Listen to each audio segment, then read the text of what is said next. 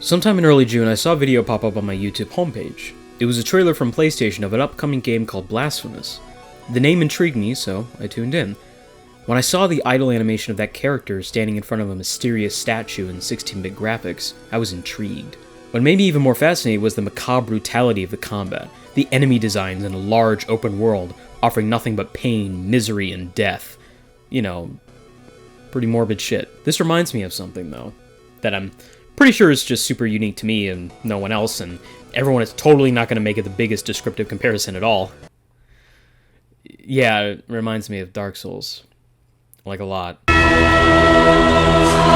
But in a good way. I love the Souls series. Well, specifically, I love the concept of the series. The only games I played all the way through multiple times are Bloodborne and Dark Souls 3, mainly because I was recruited through Bloodborne back in 2015. I played Dark Souls 2 a bit beforehand, and I wasn't really conditioned that type of game before, and hell, I never even attempted any real challenging games until I basically became an adult. You know, because I'm a millennial snowflake that was coddled and, you know, whines about, you know, entitled shit like climate change. You think the planet's dying? Get over it, snowflake. Other planets are worse off than Earth. We're not living on Jupiter that's had the same anticyclonic storm for over 300 years. Libtard! What the fuck was I talking about? Oh yeah. The learn-by-doing, fast-paced, aggressive gameplay of Bloodborne was really invigorating for me, and it gave me a true rush of confidence that no other game was able to give me at the time. And when Dark Souls 3 came out in April the following year, you bet your ass I got it, and I beat that shit within like 5 days. I was really invested. I was enthralled by these games. The communities of these series are the sole reason... Fuck me. The sole reason I even attempted to try for myself. I've yet to go through the entirety of Dark Souls 1, mainly because the PC version at the time was infamously terrible, but I think one day I'll find the time to give it the chance it deserves. I mean, it's the reason I'm here talking about this game in particular. Anyway, so the reason this video exists, like my Vampire vid, is to gush about a game that I sunk many hours into that I think more people need to play.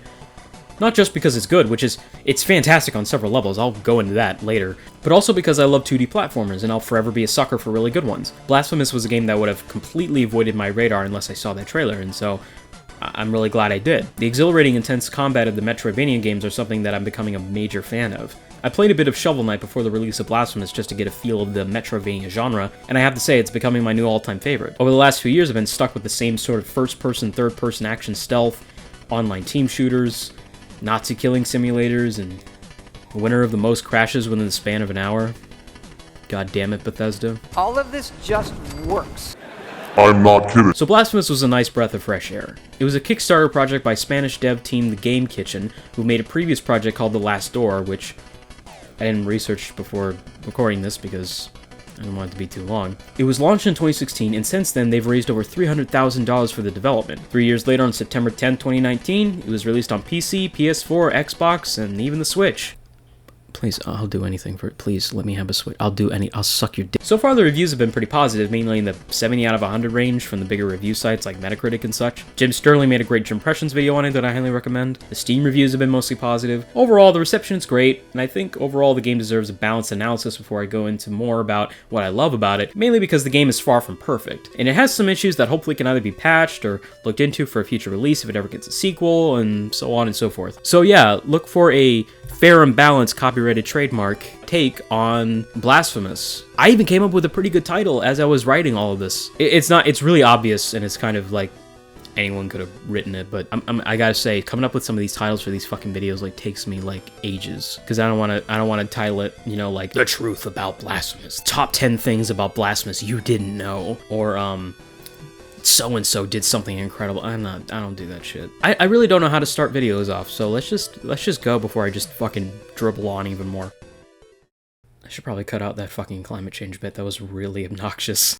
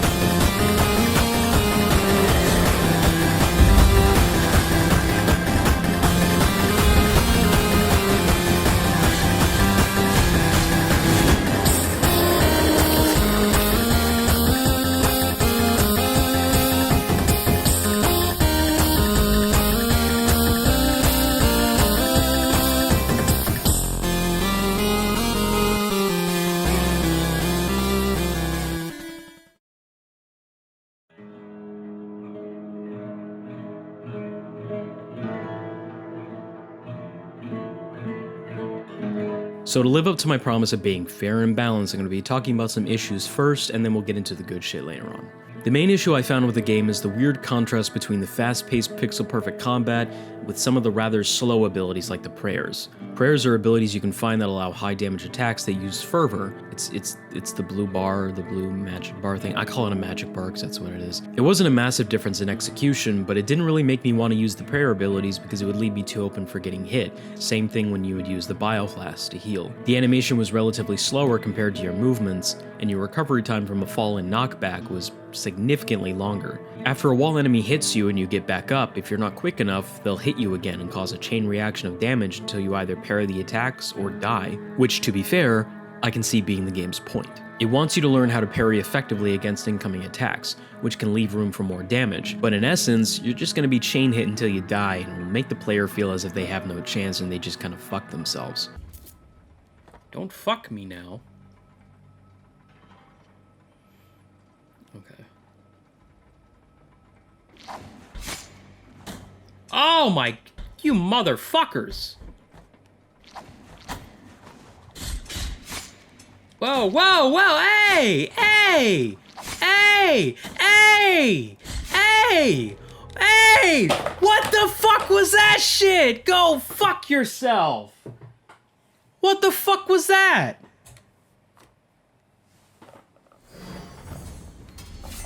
Kind of fucking bullshit. Some moments are just more annoying rather than actually game breaking, like an enemy instantly attacking right as you get up on a ledge with literally no time to react, the dreaded insta-kill spikes, which I'll defend a little bit.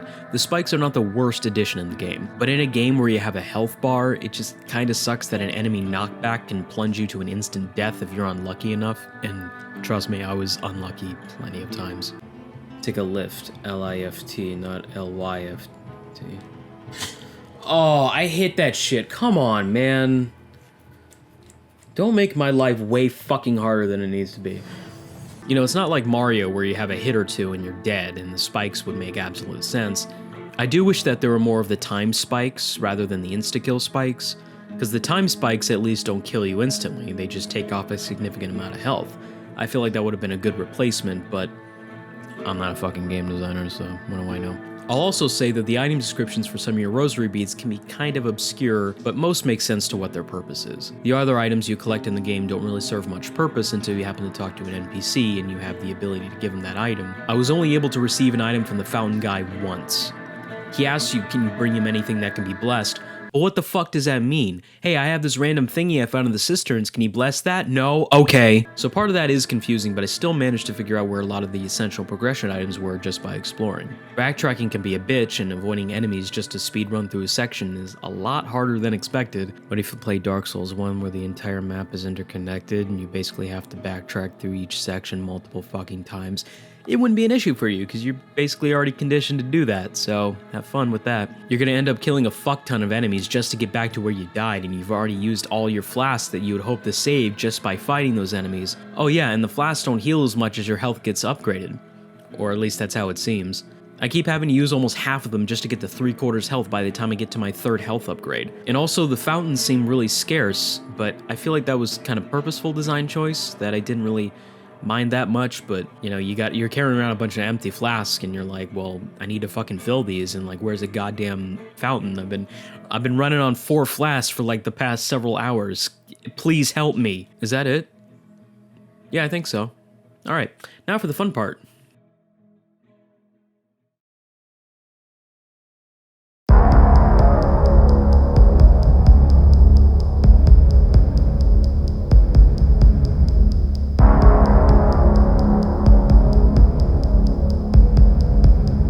I'll admit, it can come across as really predictable and annoying for someone to just come along and compare any difficult game of the Souls series, but just hear me out. The Souls games are unlike anything I've ever played. They're fantastic, you don't need me to tell you that. What makes them satisfying and unlike any other type of game series is the risk-reward style of gameplay and the unforgiving landscape that always has a challenge around every corner. Finding yourself in a strange, unknown place with no prior knowledge of your life before, being given a weapon, and sometimes a shield, and being told to go kill shit and restore the fire, or end the fire, or some other secret ending that I never got to because there were too many prerequisites and I lost my opportunity 30 hours ago. though. What I will say is the true ending to Bloodborne is by far like the easiest to figure out. You just find and eat all 3 umbilical cords, kill Gehrman and the moon monster, and then bam, you're a squidling. Best ending ever! Blasphemous feels more aligned with Bloodborne because of the fast combat and the quick reflex responses. But the largest influences, however, come from games that established the Metroidvania genre as a whole. Super Metroid and Castlevania's Symphony of the Night. Blasphemous, I think, borrows a heavy aesthetic from Castlevania in a lot of ways. From movements, level and enemy designs, the dark, dismal setting with undead enemies at every corner, and a vicious boss awaiting your arrival. I never played any Castlevania games, but after seeing playthroughs of Symphony of the Night, the inspirations are really clear. Now, would I categorize Blasphemous as a Souls-like, as Steam proudly labels it? Well, yes and no. I mean, it's a good familiar experience for those that are really used to From Software's games, people like me that are very much used to getting punished by Souls Daddy, and we're not ashamed to say it. Don't kink shame me! Blasphemous also holds its own as well. The historical relation to the Spanish Inquisition, the romanticism of Catholic masochism, kind of gives its game its own unique style. It's really cool, really brutal, but cool, you know? The similarities I'll mainly bring up are the way the game teaches you to adapt to the difficulty, how to time your abilities and dodges, utilizing exploration and environmental awareness, and the rhythmic boss fights. The best moments in the game are exploring the realm of Custodia and finding the various collectibles, items, and various enemy types. The music also builds an amazing atmosphere. There's like electric guitars, piano, bells, xylophone, a pious background chorus, kind of making it sound like Apocalyptica is headlining for the Vatican. It's dope as fuck. The Soulsy aspect of it mainly stems from the difficulty and how the game teaches you to adapt to it. When I played Bloodborne for the first time, I realized that every move I made was unable to be cancelled out, and every combat decision was to be thought out before executing. Otherwise, I would end up being overwhelmed and dying instantly. Blasphemous kind of has this execution as well, but slightly different. Your attacks are faster and you have no stamina bar, but you can't dodge immediately after, so you have a slight cooldown before you can dodge again, leaving you kind of vulnerable if you don't time it correctly. Also, your attacks don't stun enemies unless you parry, so you can continue to be hit even when spamming attacks, so an attack dodge pattern is highly recommended, especially as you fight harder and harder enemies. The parry mechanic is really well utilized. It roughly has the same satisfying feeling of a Dark Souls parry, but knocking them off balance and going in for the attack to deal significant damage and feeling like you truly fucked some shit up, it's really satisfying. Though Dark Souls 2 is the most satisfying parry, this one still feels really good once you practice it enough and you're able to instinctively know the timing as of its second nature. One obvious thing that is very similar to the Souls games that I'll mention are the Bile Flasks. Obviously they're reminiscent of the Estus Flask, which every time you find a I just call them shrines, 'cause I don't fucking know how to pronounce that shit. So every time you find a shrine, they refill. You find more flasks as you progress and explore, but new flasks can only be filled at a fountain, and they cost tears to do so. In Dark Souls, you find Estus shards, and you bring them to the Firekeeper waifu, and she gives you a new flask. The biggest difference between the two is that in Dark Souls, you can find an undead bone shard or sublime bone dust to reinforce your Estus, giving you more HP replenish.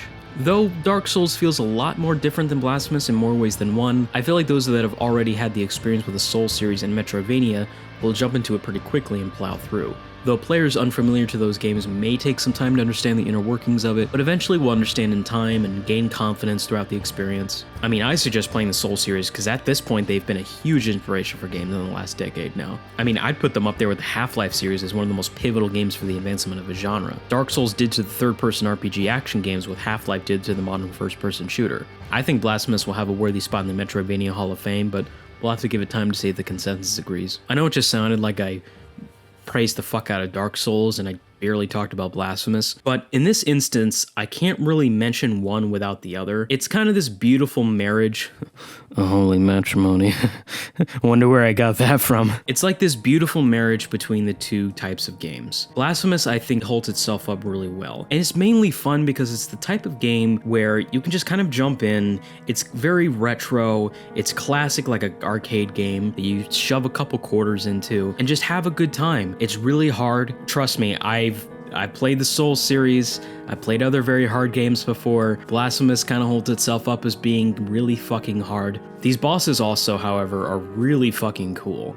I will admit that the boss designs are really vivid, like the colors used and the designs and the gross, macabre look of them are just, they're a blast to look at. Even screenshots alone are still just like gorgeous. And another thing I'll mention too is that the animations of the character and for the enemies and the parallax effect, you know, the foreground and the background thing, when they move as a separate layer, it's really cool. I love that effect a lot. So honestly, Blasphemous is a beautiful game. Yeah, low res textures, but goddamn, the coloring and the art design is just fucking fantastic. Game Kitchen needs to be praised for that. It's really just a gorgeous game, and it plays really well. And I do recommend playing with a controller and not the keyboard, because you're just gonna have a bad time. I had a bad time with keyboard. The upgrades work really well as well. You find these things called the mea culpas, which basically are like the upgrade centers, and you kind of go there and you use a bunch of your tiers to like get all these crazy upgrades, like plunge attack. You have like a like this dodge stab attack that's like super powerful once you upgrade it. Like, there's a lot of cool abilities that you can use that are actually really, really, really useful, especially for like boss fights and really hard enemy fights, especially if there's a lot of enemies at once. So there's no ability that's truly useless. Everything has use, everything has a purpose. There's very few things that are kind of just thrown in with little to no significance. This game was clearly meticulously crafted, and I really do praise the Game Kitchen for bringing something really cool to the table, especially to the Metroidvania table, which is a growing genre that has had a lot of success and a lot of critical praise. So I'm really happy that something like Blasphemous is here, and I honestly am. It's great. It's a fantastic game. Like, I don't want to give everything away because I want people to go play it, kind of similar to my Vampire video. Like, I don't want to give too much information away because I really want people to just jump in and play. You know, I don't want to spoil the whole fucking thing for you. I just have a blast with this. Blasphemous. Blast with this. God, I'm fucking clever. No, I'm an idiot. But anyway, yeah, so I had a lot of fun with this game. And I'm sorry I talk more about Souls than I did Blasphemous, but I feel like it'll give at least some people reference. But I do agree that... I don't know, I'm such a fucking hypocrite. Games can stand on their own without being related to Dark Souls.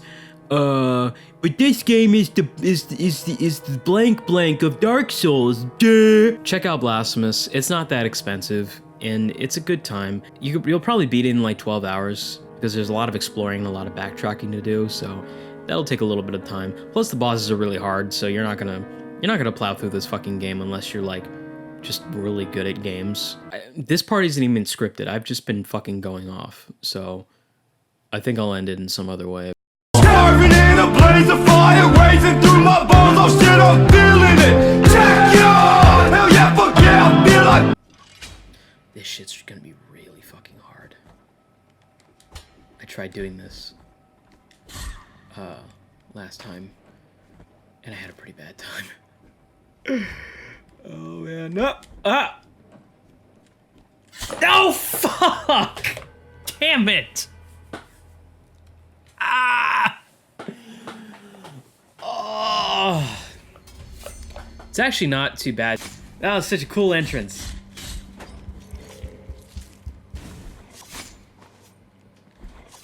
Oh, come on, stop it! Stop! Stop it, you fucker! Oh, fuck. Man! You're an asshole! Die, now! Holy shit! That made me fucking angry. Fuck yourself. I hate these fuckers. Genuinely. Oh, for God's sakes! Do it again! Do it again! Do it again! I want to see you do it again! Oh, for crying out fucking loud. Oh, God. You fucking serious?